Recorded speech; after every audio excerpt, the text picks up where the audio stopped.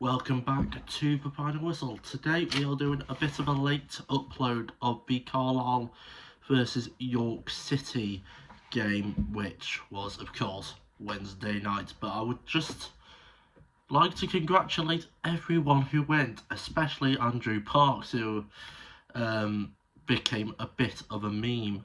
Not a meme, but became quite a funny epicenter of the night. So without further ado, let's get into it. The attendance was 7,238. Most of it was Carlisle fans, but a good majority of I think it was about 400 York fans, which was bloody impressive for a Wednesday night in borderline Scotland. Of course, the goal scorers were Mr. Josh Stones on the 6th minute, assisted by Ben Brooks, after Ben Brooks made a good run down the win, crossed it in, and Josh Stones just had to tap it from about 6 yards out. Easy goal. York City had to wait about an hour and 10 minutes for their next goal, courtesy of Mr. Alex Hunt, who scored a penalty after Carlisle handballed it in their own box shooting. We were shooting at that point towards our own fans, so you can quite imagine the scenes that goal created. And on 90 plus 8 minutes, Mr. Alex Newby, who had just got subbed in, scored the third and final goal of the night, sending York into absolute delirium once the full-time whistle went. If you don't know, with that game, that has led York City to win 8-0 on aggregate against Carlisle, which for a title chasing team in Carlisle isn't very good, but we will talk more about if they can go up later in the video. If you're interested in stats, this will be the section for you. We both had 6 shots apiece. Carlisle had 1 on target, we had 4. They had 6 corners, we had 3. Possession was 36% to Carlisle, 64% to York. So overall, we did have a much better game other than getting corners, because we got outnumbered by 3, which is, to be fair, quite unfortunate. The way we're playing recently, we're very attacking. We're a very attacking team. Of course, if you saw my matchday vlog versus who was it now? Someone completely Southend. I've got the match program here. That just had to remind me. The last about 20 minutes of the game, when Ben Brooks was introduced for, I believe, Newby as well, was the most attacking phase of the game, in my opinion. So hopefully we can bring that on to tomorrow's game against Braintree Town, which I will be doing a matchday vlog on. So if you're interested in that, make sure your notifications are on for this channel. Now, the next question on my mind: can Carlisle go up with Mark Hughes at the helm? I don't think so, due to big players like Regan Linney and Christopher Clark not showing up when it matters. Didn't show up against York, either home or away for them. When you're playing title contenders like that, you need your best players to perform.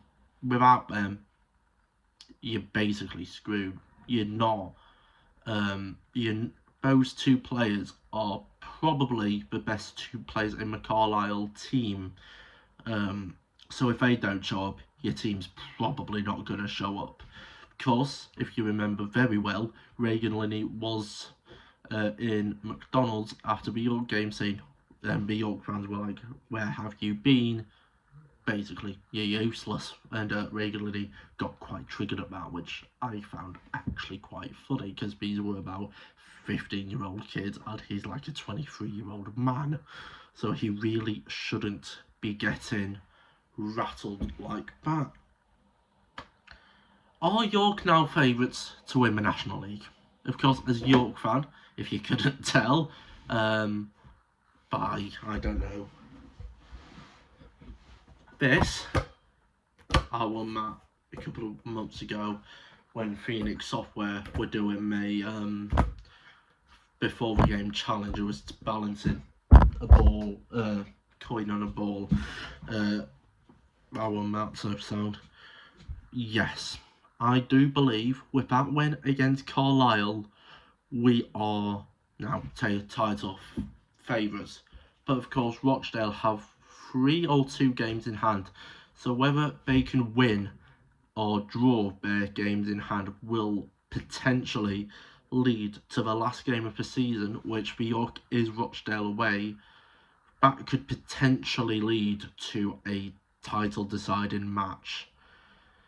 That will be probably the best game of the season for both teams. Because I believe if we do not wrap it up before that, whoever wins between them two will end up getting promoted back to the Football League. In the words of Shed 7, it's getting better all the time for the Minster men. Sorry about that, low power mode just came on. If we can beat or draw to Braintree Town tomorrow, that will be 16 games unbeaten for the Minster men. One of the highest in Europe, I am led to believe. And of course, if you don't know, we are, I believe, the highest scoring team still in Europe, which for Ollie Pearce and Josh Stones and everyone else to be scoring that much, but we're outscoring Liverpool, Barcelona, Madrid, Atletico Madrid, Benfica, Sporting Lisbon, Braga, we're doing something right, and Stuart Maynard is doing something well. If we don't go up with the league title, I do not believe we will go up. Of course, last season we were very close to Barnet, but they just clinched it when it mattered. If we didn't lose to Braintree last season, we probably would have gone on and won the league. Because it was about a 3-point difference. We lost 2-1. Tomorrow could be a very, very important game. If you like this video, please consider liking and subscribing.